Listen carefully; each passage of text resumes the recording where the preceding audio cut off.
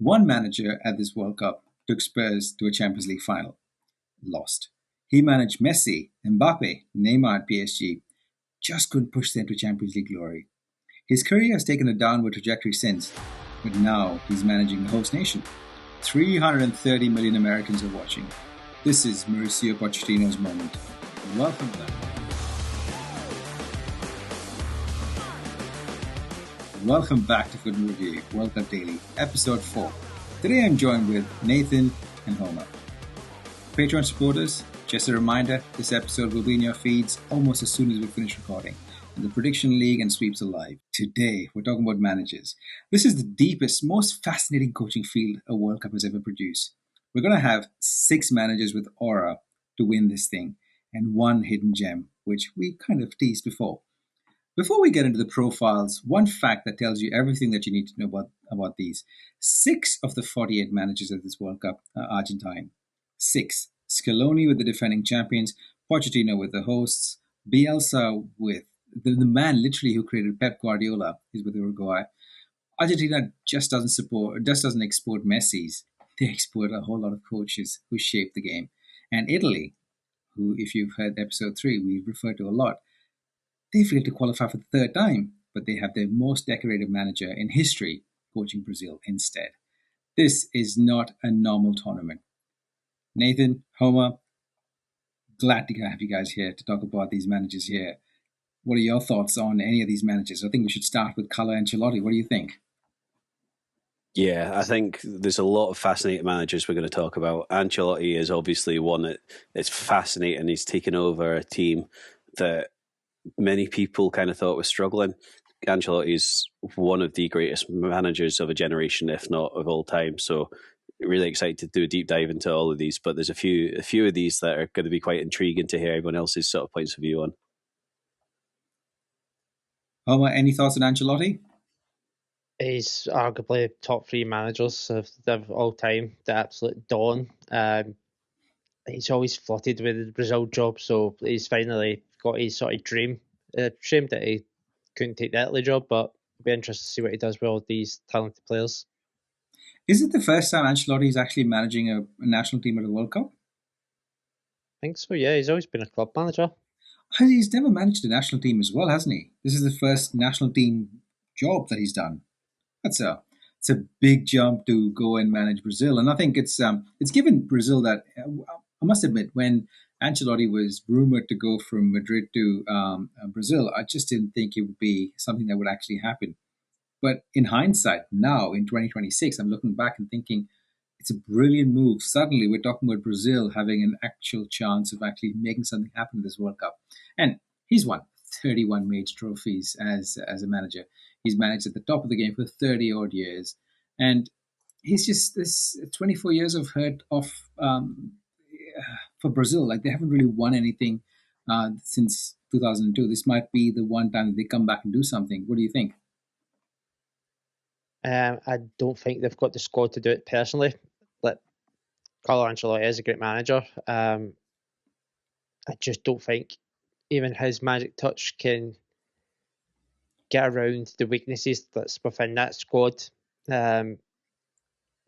They've had so many legendary squads like the 70s, the 60s. Look, the 98 and 2002 squads were amazing. Like, they're filled with so many stars. I just think this year they have a great solid centre-back, good goalkeeper. Full-backs are very weak. I think central midfield's really weak. And up front, they have some good strikers like Igor Thiago, but I don't think he's going to be enough to really complement Vinny and Neymar trying to be the stars of the show. So I guess get his hands really, really full on how he's going to set them up all together, make them all harmonious and play well and be united. I just think he's going to struggle with it. Yeah, I think just purely from a spectacle point of view and just from understanding the emotional intelligence of a choice of picking Neymar, purely on a footballing sense. I think, Nate, you touched on Cristiano Ronaldo the other day about how he might hamper Portugal's chances of winning anything. but taking Neymar to a World Cup, what it meant to the country, he just captured that in just allowing him to come along. Your thoughts on Brazil's chances before we move on? Yeah, I actually think, I don't think they'll win it, but I think they might go fairly deep. When you look through the squad, you've touched on some of the players, but the issue, unfortunately for me, is the centre mid for Brazil. I think they're pretty well set up apart from that. There's a few decent names that have missed out on the squad. It sounds like Casemiro's got quite a lot of pull in the team, because there was a quote came out recently that they wanted to take Ederson, who's just signed for United, but Casemiro thinks that Fabinho complements him in the middle. So I know they'll be more acclimatised to the warmer climate. But also these players, Fabinho's recently gone back, obviously, he's gone to Saudi Arabia, isn't it? Okay. But I just think if you look at that midfield too, Casemiro and Fabinho, those legs aren't what they used to be. But going forward, I actually disagree slightly, Homer. They've got Ryan, who scored, I know it was only against Curacao, but Ryan scored in their friendly. I think he's a frightening talent. He's been brilliant for Bournemouth. Igor Thiago I've got a soft spot for him being Brentford. Yeah. They also like to play Cunha in there. So I don't think Neymar will see an awful lot, but you've got Vinny, Rafinha, Igor Thiago. Martinelli I think is overhyped, but he's still a third level player. Thiago, Endrick, Ryan. I think these are all very capable of causing pretty much any defensive setup trouble. The defense, you've got Gabriel at the back, which is Gabriel and Marquinhos will be but they're still playing, Alexandro at left back, and they've got Danilo and stuff. So I'm not sure they've got the wide sort of defenders, if you like. Obviously, they've got Bremer that can go into centre back as well. He's obviously a fair player. So I think they've got a fair squad. I think that they probably be well set up to compete. I just don't think that they've got enough to get over the line. But this is a hell of a challenge for Ancelotti. I'm really intrigued to see how it plays out, because they've got a decent squad. They've got huge egos. It's, Ancelotti traditionally can manage egos and players really well, and that's what a lot of the top players love him, because he's kind of got that personality, that person to person skill. And I think that their squad this World Cup is going to be more about managing individuals than the collective squad. So it's a huge task, and we're really going to see if Ancelotti can still sort of compete with the best, or if some people see a national squad as a bit of a sort of way down, because it's not as intense as day-to-day club management. So we'll see if Ancelotti's still this elite manager that he has been for the last 20 years, say. Yeah, fingers crossed. We'll find out. Well, swiftly moving on, gents, just because of time constraints, we want to make sure we cover everything we want to cover. Next one, Lionel Scaloni. Scaloni has won 3 consecutive major tournaments with Argentina: Copa America 2021, World Cup 2022, Copa America 2024, and nobody in international management has that record right now. He's trying to become the first manager to win back-to-back World Cups since Brazil in 1958 and 1962. Look, it would be incredible. I didn't give him any opportunity. I didn't even know, to be fair, I didn't even know how good he was in 2022, but he got them through the promised land. He got Messi where we all wanted Messi to be. Do you think he has it in him, and the squad has it? More than the squad, let's talk about him. Do you think he has a special sauce that we just spoke about Ancelotti? I think one of his ethos is the players come before the manager. No ego, no theatrics, just results. Any thoughts? I don't think Argentina will be there this time, I have to say. I think the squad's, they've got some young players. They've got some at the complete other end of the spectrum. I think that, was it the last World Cup they lost to Qatar in the first game, was it? Saudi. To Saudi Arabia, sorry. They lost the first game and they were very poor in that. I remember watching that game. Yeah. And again, like we said on the last pod, you do need an element of luck. And they certainly got that in the final when Kolo Muani was clean through. He had to score, and they wouldn't have that moment. I just feel that they don't have. There's just something about them, and I'm usually wrong when I say these sort of things, but I just don't think they've got it anymore. So yeah, and it's like Portugal and Ronaldo, how he handles Messi, and was he 38-year-old Leo Messi that's been cruising in the MLS? Let's be honest. How is he going to handle, playing against these elite players game after game after game? he'll be acclimatized, which is probably a bonus for him. Exactly. But 38 playing games like that every 3 or 4 days against better caliber over the pitch, more attention on him, like, it's fascinating. And my gut says that they probably will be a quarterfinal team. However, that usually means, when I say something like that, it means they're going to go on and win it and blow every team out of the water. But just my feeling is, I don't think they've got the complete, the balance of the squad and the complexity of the squad to really impact things this time around. That makes complete sense. Homer, any thoughts on Scaloni? Obviously, he's a young manager. This is his first real job in management, and he's done really well. So the squad isn't the best. It's not as good as the last World Cup, but I still think it's better than the Brazil squad. I think they would personally do better than Brazil, and I think because Scaloni knows how to handle Messi, he knows how to build the team around him. It's not about. He has it built in a way that he does service Messi, but it serves everybody else. So it'll be interesting if he still keeps that with this newer squad. That same philosophy where Messi is still serviced, but as is the whole collective. So, as Nate says, I reckon they could get to the quarters, maybe the semis, but I can't see them winning it. Yeah. I think we're quite equal. We're all agreed there. I don't see Argentina would make a big mark this time. Quarterfinals is probably the best they can do, and let's see what happens. Well, moving along swiftly. Next cab off the rank is Didier Deschamps. Before I get going, this is one manager that really frustrates me because he has the capability to. He's got everything at his disposal, and it just never. The firepower doesn't work out. But he's got them a World Cup. He's made them close again. He keeps getting his squad at least to the semi-finals or finals most times. So, your thoughts, Nathan? Yeah, I think he's done pretty well up until now. He's got a bit the Gareth Southgate's about him, where he kind of gets so far but can't get them over the line.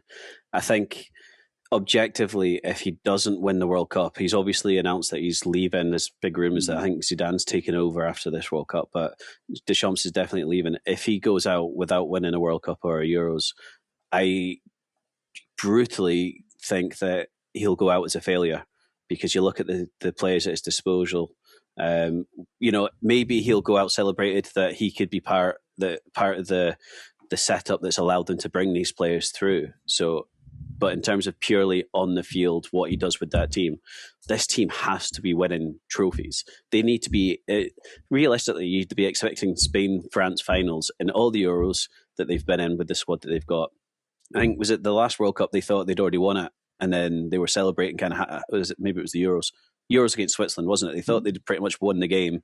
They were all celebrating, and they chilled out and then got put out. So, the players they've got, this squad is frightening. On paper, and I know football's not played on paper, on paper, this is one of the best squads in terms of, that I can remember being as a collective. They've got, you could probably put 3 teams out there that should be able to compete. I'm not saying they'll be able to win it, but they've got so many players, and they've got players they've left out as well that you're thinking those players would walk into 95% of other teams. So he has to win it. I think he's done well. I'm not sure if he's the most likable character in the world in terms from the outside in. I don't know how the French feel about him, but yeah, for me, he won't be successful properly unless he wins it. And I think if he goes out and you bring someone like Zidane in, who clearly can manage, he got the treble, the 3 Champions Leagues with Real Madrid. Mm-hmm. Yeah, so if he comes in, when he comes in, if it is him, and I could well imagine him coming in Euros in 2 years' time, winning it, because this team is made up to win. Whether he gets the mentality right, whether he gets the setup right, it's a different thing. But on paper, with the quality there, this team has to be. If they don't win it, anything can happen on the day in cup football. But if they're not serious contenders, I think it's a poor result for France in the end. Completely agree with you there. Nate, Homer, any thoughts on Deschamps? Similar to the Scaloni, he's a guy that thinks of the bigger picture. Like, he gets that harmony, he gets the team set up really well to work for each other, but still work for the superstar. I think announcing that he was leaving before the end of the tournament may have been a bad mistake. I generally I dislike when managers tell people that they're leaving before the finalisation of things. So that could be a negative in the camp, especially with the big looming figure of Zidane waiting to come in. I know he's not the most liked manager, but I think he's the most practical and more well thought out manager. He knows how to set up a team to win international games, win international tournaments. So it will be interesting how he does. I just think that looming idea of him leaving, regardless, will be the point that strangles these chances, I think. But he doesn't know how to win international tournaments because he's never won one as a manager. He won the World Cup. You won the World Cup 2018. Did he win the World Cup? Oh, yeah. My bad. Yeah, he did. I totally go back on what I said then. Won the World Cup. He's won the National League. Did he not? He has won the World Cup in 2018. The one with Mbappe, Pogba, that big. I can never forget that song. That was he has won them something, but then you just expected them to keep at that level. He just couldn't. Awesome. He just couldn't keep it up. And the football as well. I think when you don't win stuff, it's just then you look at the football, and the football with this talent that he's got just has never been up to what he should have been. So yeah. And look, I even with winning the World Cup, that's a great achievement. But he could have dominated with the tools at his disposal, and that's the part. I think some of the things of you saying he was a failure is a bit harsh, but it is. There is I was mistaken. I totally missed that he'd won the World Cup, so I'll put my hands up to that. But I'm thinking, when was it Spain won? Did they not win the Euros twice and the World Cup or something? They won, back-to-back championships. Like this team, and to be fair, the squad's got better as well as he's gone on. So he might have had a hand in terms of the pathway for that. But I just think a team like France should be dominating and not just, even like I said, not just winning. Like they should be in final after final. They should be cruising through every group. They should be just, they should be like, I feel like on paper, they're the most feared team in terms of individuals at this World Cup and probably at the last 2 or 3 World Cups because they've got players in every department that can hurt you. We talk about Spain, but I just think France theoretically should be at, they should almost be untouchable with how good they could/should be. Agreed. Moving on swiftly, because we have 3 more managers to go. We'll be very quick on the next 3. Bielsa, El Loco. I think I first was introduced to Bielsa in 2010 with Chile. He played the 3-5-2, if I'm not mistaken. He had some mental players with Vidal, and he had some mental players. Isla, he had another player called Isla. Really, really, really mad team. Really loved, and that's when I got introduced to Bielsa. Loved him ever since. Didn't work out. He came to Leeds. He did stuff that was interesting, but didn't really work out. But he has this myth, this aura, this guy who created Guardiola. Any connections with Bielsa? Anything that rings something to your heartstrings? No, he plays great football and everything, but he's mad as a box of frogs. Like. I just wait for the self-implosion. Everything, it starts well and everybody loves the football and everything that comes with it. But at a certain point, it always implodes. So he's got a good squad with Uruguay. Maybe not the best Uruguay squad I've ever had in recent years. But I wouldn't be surprised if they went out of the group stages with a mass implosion, just given how he is and how he handles certain situations. Yeah, that's true. That can happen easily, and I think there's already some rumors of some drama and some dressing room unrest. So yeah, it's already happening. Nathan, anything about Bielsa? He'll be fascinating to watch. I think he's going to be one of these managers that he will be a news story at some point during this World Cup. I like to watch his football. I think he's pretty good. To be fair, I know he's got a decent record when he was Argentina manager. Back in yesteryear. It'd be interesting to see because I would imagine that the way that he plays is probably more set up for cup football nowadays than it would be for a tactical type league thing. So I'm intrigued, but like Homer says, they've got an okay squad, but I don't think their squad is capable of really challenging and doing too much damage. But I think he's a firework waiting to explode. So it's going to be quite interesting. And I hope he's got his drinks cooler box that he likes to sit on all the time, because there's just something about watching him on the sidelines. He's just either crouching down or sitting on his wee drinks cooler. Like, that's synonymous with especially Leeds United and sort of that era of the football. So he'll be an interesting one to watch. Absolutely. Moving along to the next one on our list is Nagelsmann. And Nagelsmann is one where I don't really understand the hype. I'm completely on a different planet. I just don't understand the hype. There's nothing that he's done that I just stood up and thought, wow, nothing. So correct me, please. Educate me. Nagelsmann plays good football. I like him. I think the issue that he had, especially at Bayern Munich, because he's a young manager. He's still, like, just now he's 38, so he's very young. He did pretty well at Hoffenheim, good job at Leipzig, went to Bayern, and the players kind of just didn't take to him. And I don't know, I'm not fully clued up in German football, but I don't know whether it was an age thing or whether, like, just his personality or whatnot, but they didn't take him that seriously. And I think he got an average of 2.3 points per game. So he actually has a good record there. He's made Germany a lot more entertaining, a lot more dangerous as well, because Germany went through a patch where, again, they weren't that feared. They were a bit like they were a very good team years gone by. There's just something messing about them now. But I think he's got them set up well. There's obviously something about him, because anytime there's a big club team looking for a new manager, he's always one of the first names linked. Whether that's just journalists just throwing his name out there because he has a name or not, I don't know. But there's obviously something there. And his points per game records, like Germany's got 2.06 points per match, Bayern Munich 2.31, Leipzig he was almost 2 points per game. So the last three jobs he's been in, he's actually got a fairly good track record. I mean, Bayern Munich, you'd be expecting maybe 3 points per game because they're a different level. But I think he's entertaining. I'm going to be quite intrigued to see what Germany do, because there's a bit of an unknown about them in terms of they've got some very good players. They've got some very good players that are maybe off the boil a bit. You've got the likes of, I think in the Euros, Wirtz was, stand out, but he has been distinctly average this season. He's had the odd good game, but overall he's been poor. I'm quite intrigued. I see that Leroy Sané's been told he'll be a bit better player at this World Cup. He's already been told that straight out, which I find quite interesting for a player like who's still dangerous. I know he's playing, is it Galatasaray he's at now? Yeah, but he's still, every time I've seen him, he still looks like he's a proper threat.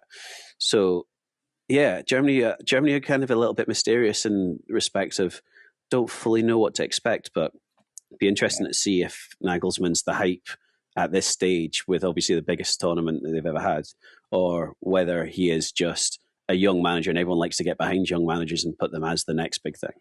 True. We'll have a look. We'll wait and watch. Homer, any thoughts on Nagelsmann? He was highly rated because he was at a UEFA seminar camp thing for young managers, and he ranked and outscored every other coach manager there. So that's why he's seen as this great up and coming, high ranking guy. The problem with Bayern was that he couldn't manage the egos, and he said himself his communication skills dealing with older, more higher ranked and high profile players is something that he couldn't deal with. He could do all the tactical work and everything else, but he just couldn't manage the ego. So he plays great football. It's great forward attack and pressing football. That he said there'd be the ego management would be his biggest issue going into this camp. Absolutely. As a young manager as well, time will tell. Last one on the list, Thomas Tuchel, a German hired to end 60 years of English herd, record-breaking qualifying, squad chaos we discussed on episode 1. Any quick fire thoughts on Thomas Tuchel? Any idea whether he will actually make it, take England to the promised land? Nathan? He won't. I want England to win it, absolutely. I think, like we said on Monday's episode, squad selection I find strange. Maybe he'll know a lot more about it than we do, but I think squad selection strange. I don't think England's squad's in the best place to threaten. I think we've probably got the best manager to do. I think the way that he's got us through qualifying's been second gear, which has been brilliant. He's a proven winner, so I think he could be the right man in terms of that, but I just find it a very strange squad selection. So I hope he proves me wrong, but I just don't think England will do any damage, really. Yeah, that's fair. We could wait and watch. Homer, your thoughts? I'm sure you would love Thomas Tuchel to do amazingly well for England. I grew up in England for a while, so Right. which when I went back to Scotland, that is why I don't really get on with Scottish people so well. But I think the squad selection he said was for harmony and for tactical flexibility rather than picking the egos and people that might splinter camps. He's went for the more harmonious approach, which is a clever idea. It wouldn't surprise me if he did win it. It would be like one of the ironic things that a German wins England a national tournament after the last one was against Germany. I think there's a touch of fate and irony in that one, but he is a good manager, plays good football. He's, like I said, he's picked a squad based on harmony and more forethinking and then who's the best player. So it'll be an interesting watch for him. Yeah, it'd be really. I'm fascinated to watch how he fares and how England fares. The last one, it was not really one of these special aura managers, but we have to discuss him because he's the manager of the host nation, Mauricio Pochettino. Gents, I love the way he plays his football, and when it works, it looks beautiful. But this is the US men's national team. Do you think they have it to go far in the tournament at home under Pochettino? Homer, what do you think? Nope. Again, he's another one of these managers that plays great football. He loves these 4-2-3-1 high pressing. That when it, like you said, it works. It works. He just does not have the players, the squad, nothing in that setup is geared. I don't even think they could. I wouldn't be surprised if they failed to qualify from the group. I don't think the team's not good enough for what he wants to do, and I don't know if he can compromise enough to get the best out of it. So, like I said, I would not be shocked if they dropped straight from the group stage. Look, Australia is in the same group as the United States, so I think I have a strong suspicion that we will smash them. Anyway, that's me. Nathan, what are your thoughts on Pochettino? Yeah, I think that when he gets it right, he gets it very right. I think he plays good football. I think at Southampton, he was excellent. At Spurs, he took them to another level, which was tremendous. PSG, he failed in Europe, although he won. I think he won the domestic double treble. So he did well then. But ever since then, like Chelsea was a mixed bag. He got sacked at a time where he actually started to look like he was getting them on the right path, and he was a bit of a slow burner there. So I don't know. I think he's got a very good agent to be able to keep getting him top jobs, because ultimately it's about winning things, and he's only won at PSG in a one-horse race at that point. So yeah, I think this is going to be interesting. It'll be interesting to see how the United States react if they do get put out. I think they'll sneak through in third place. I think that they'll probably will get through, but at the same time, I know there's been a lot of sort of mumblings of disharmony, and I think Pulisic has come out a few times and said a few things about the state of the US stuff. So I'm quite intrigued to see how they do. Host nations usually have a bit of a spur on through the home crowd, so wouldn't surprise me to see them win a couple of games, but then get absolutely battered by a sort of moderately big side. I don't know what their progression path is, but I think they might get a couple of wins, but then get absolutely humped out of it at some point. Yeah, that really could happen. Well, right, gentlemen, that's episode 4. We've got topics in. The tournament kicks off in 8 days. And before you go, just a reminder, ladies and gentlemen, follow us on Instagram at FUT IN Review, on TikTok at FUT IN Review Podcast, 5-star reviews on your podcast app. It just takes a few seconds, but it really helps us that one extra bit. All you have to do is just click a button to say 5 stars. Send this to someone. Please send this to someone who just wants a crash course on the World Cup before June 11th. Just any of your friends that listen, that know about football, that know of the World Cup, just send this podcast to them. We want to get more people just listening to us and just get along with the journey, get hyped with us. Our Patreon supporters, next episode will be in your feed ASAP. The prediction league and sweeps are out there. Just jump on in, and we look forward to catching up with you in episode 5. Thanks, everyone.